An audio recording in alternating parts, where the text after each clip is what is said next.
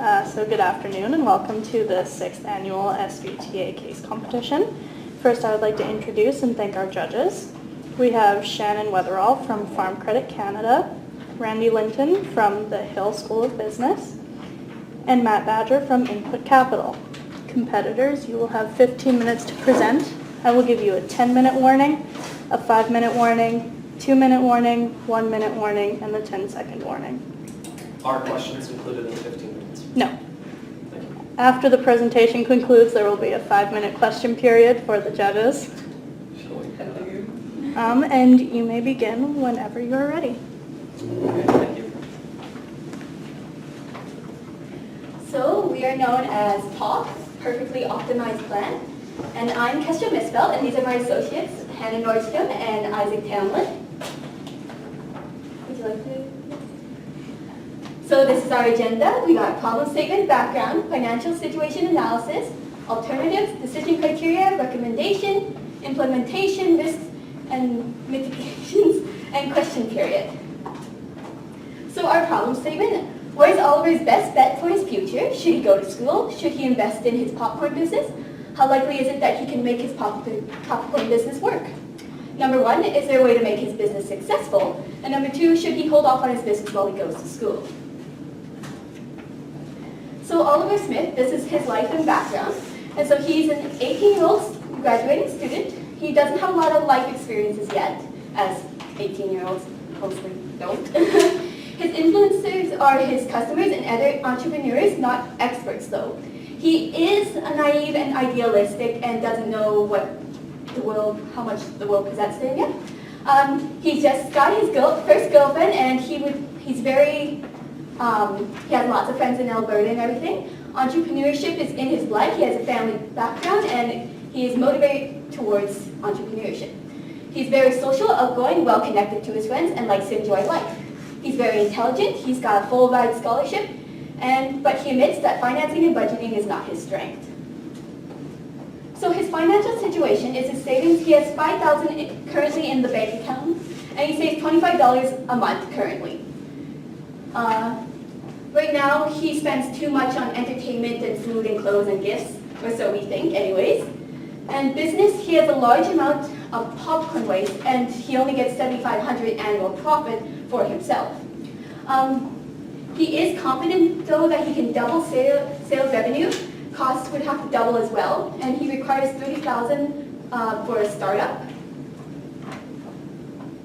Okay, so the three sort of solutions that we came up with for Oliver are the first one, get learned, not burned. So that one's referring to his focus on just education and essentially for the 4 years ignoring his business altogether. The second one is let's get poppin', which is focusing only on his business and not going to university. And the third one, Smart Pop, is a compromise between both the business and the education, even though he does state that he would like to focus on one or the other. So for the first option, which just to restate it, is the one where he just focuses on education, it would save him roughly $72,000 worth of education because he does have a full ride scholarship and he does have financial opportunity and savings from his parents. It'll allow him to gain the professional experience and the connections that he needs to further his business.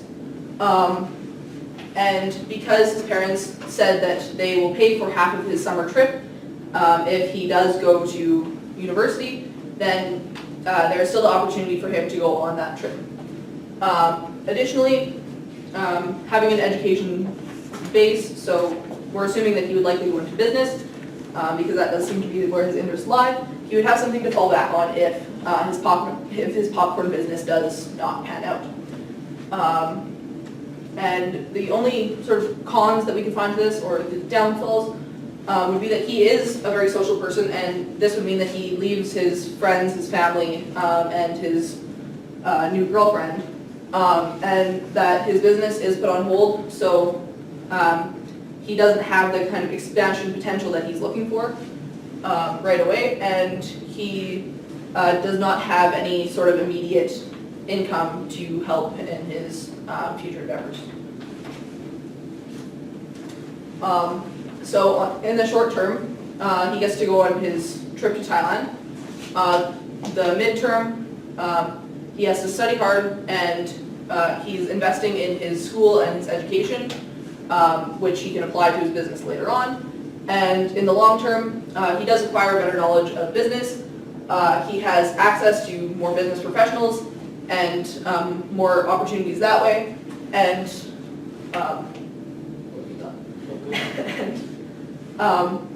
because of that, he has a chance to further his earning potential in the future. So then the second plan, let's get poppin', so that's his business plan. It's more immediate potential income, and it gives him the satisfaction of knowing that he created a successful business without having any sort of education or outside help. He's still connected to his family, and he has something to fall back on. As far as the downsides to this go, he has no guarantee of success. There's no definite thing that he will be able to produce at the end. And he has to come up with $30,000, which is a lot of money for an 18-year-old to come up with, especially given that they have no line of credit or anything like that. And he needs to reinvest money into his business, which he is currently not doing. So in the short term, he can take out a $25,000 next-gen government business loan, which he would find out whether or not he got that in about 10 or so days, and would have to invest that, as well as the earnings from his company back into his company. In the midterm, he would be diverting revenue, so he would be paying off his loan that he took out, so the next-gen loan, assuming he got it, and he would have to continue to reinvest in his company, which means that he would not have a lot of money for just casual usage. In the long term, he would have to hope that the business expands to a point where the profit is sustainable.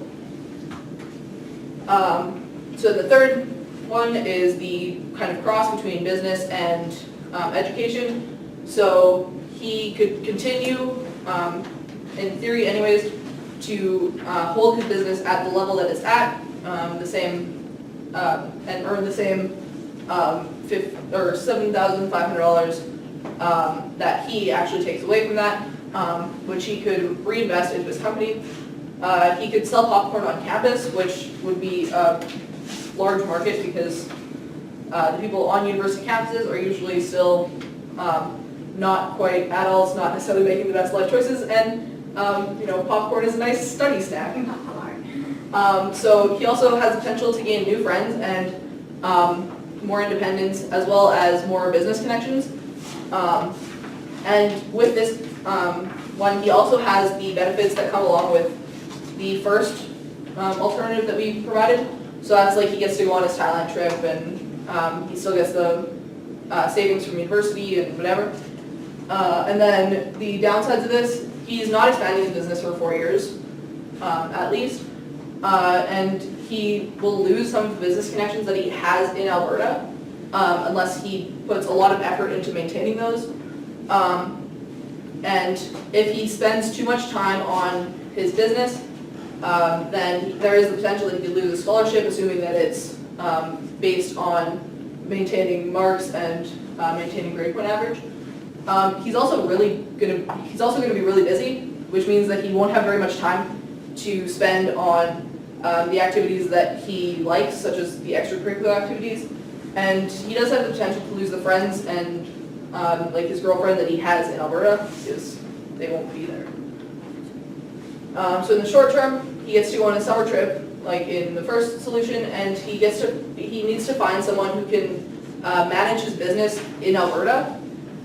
So he would lose some profit there because he would have to pay them more to manage his business and to keep his business running. In the midterm, he'd be investing in his education and the future of not only him, but also the future of his business. And he would have to make sure that his company growth is limited at least for those 4 years, so that it doesn't get too big and so that he doesn't lose a scholarship. And he would have to maintain his business contacts, so that would be through annual meetings and just checkups quite often. In the long term, he would graduate from his business education and would have more knowledge to put forth into his business.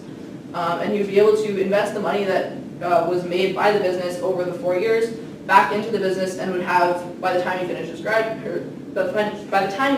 finishes his degree, he would have the same amount of money that he would need, so roughly the $30,000, to put back into his company, so that when he does finish school, he could reinvest that and then grow his company after those 4 years.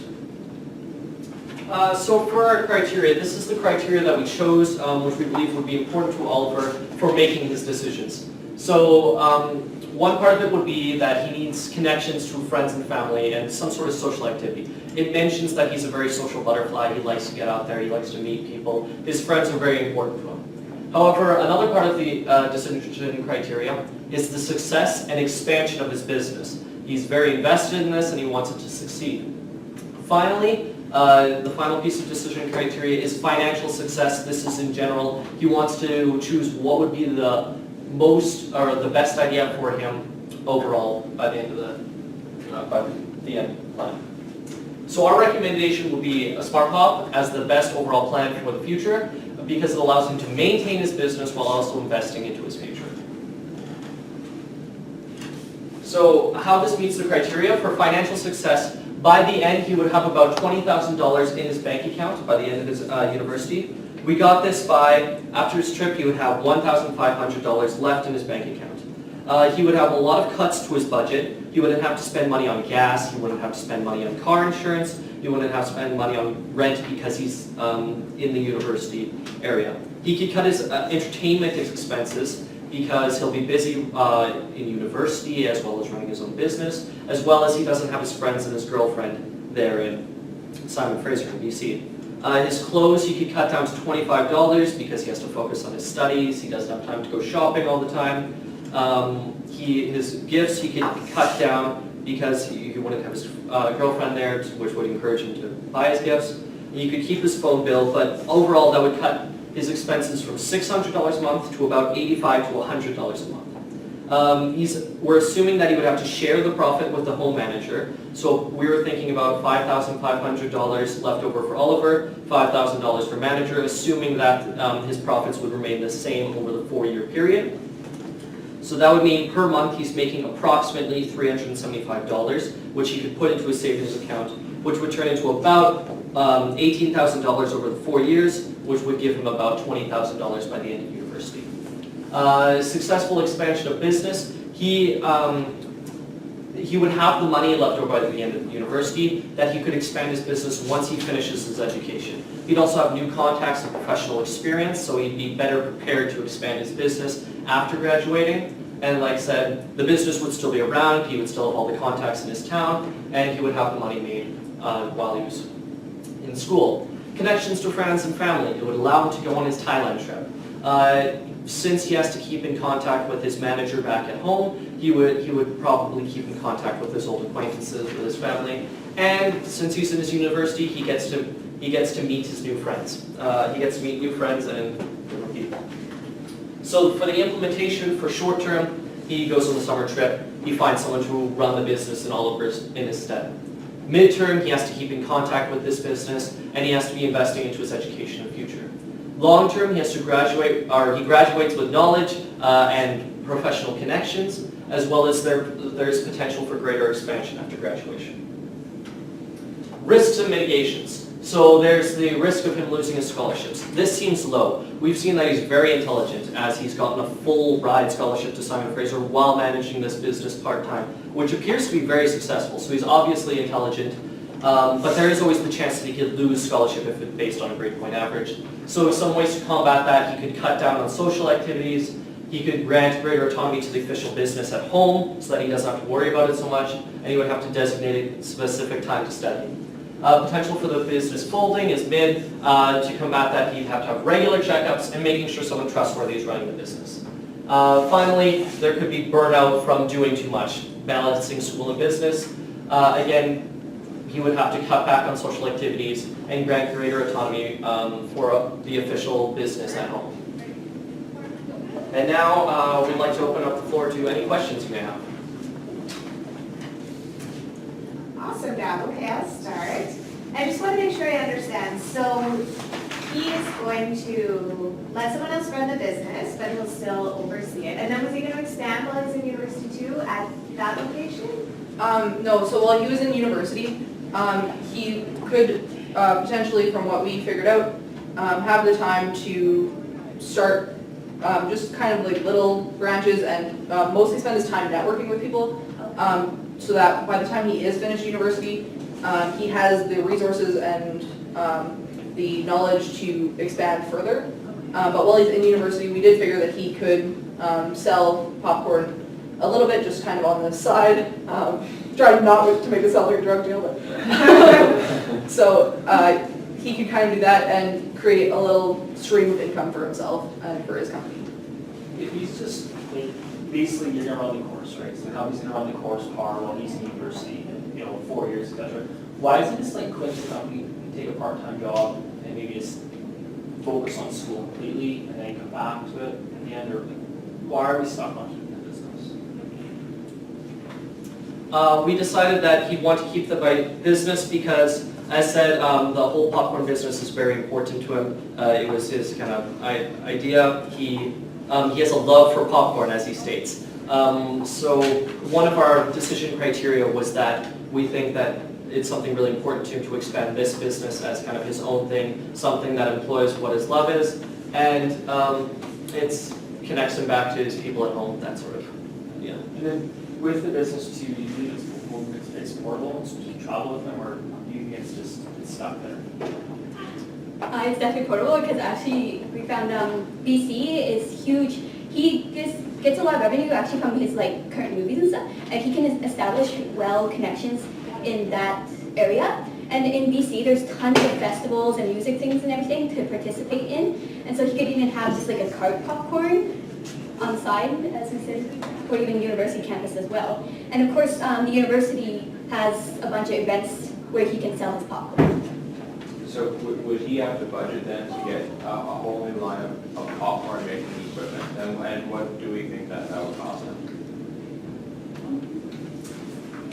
So yeah, that's how come we thought that he would have to maintain his contacts at home, because he wouldn't have all the equipment that there's already employed at home. He might be able to get some small items, which we assume wouldn't cost a huge amount of money, like some sort of stir cooker, all those sort of things, which would probably cost around like $100 to $200 or less, which he could just take out from expenses so that he would spend on clothes or entertainment. And yeah, that would be the importance of why he could keep it at home. If there was any business back at the Simon Fraser University, it would be very small because he'd have to be essentially running it out of the dorm. He wouldn't have all his tools and equipment that he would have at home. So are you letting your decision, is your decision based on the business or based on his education? Like what's your, at the end of the day, what's your root cheerleader for your decision? Definitely education. In our risks and mitigations, the whole idea of greater autonomy that he could give off to his business, we even thought of mentioning in there that worst comes to worst, we would rather have him drop the business at home rather than lose his scholarship at the university, because once he gets his full education at the university, even if the popcorn business falls down, he's got all that education that he can fall back on, he's got his contracts that he can fall back on. And so overall education would be more important than just the business, in our opinion. So if that risk came to fruition, which you had identified, you would just drop, like if you couldn't find someone capable of managing it or something happened to the business, you drop it and continue on with school. Yeah, there's always the potential that, like, especially going to a university and being a part of the business school there's always the potential that, like you and maybe some colleagues or like any connections that you might make, like networking events or other things like that, you might even find another business there that you can be part of, or you can start a business with somebody else and have more support than say, starting a business on your own.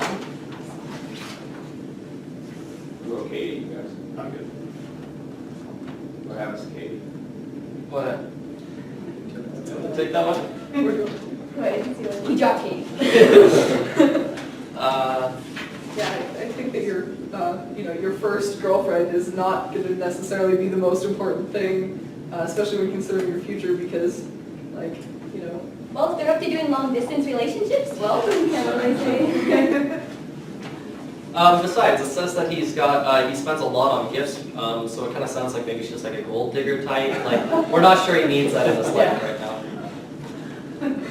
Excellent. No, I'm sorry. Okay, that concludes our presentation. Awesome. Thank you very much.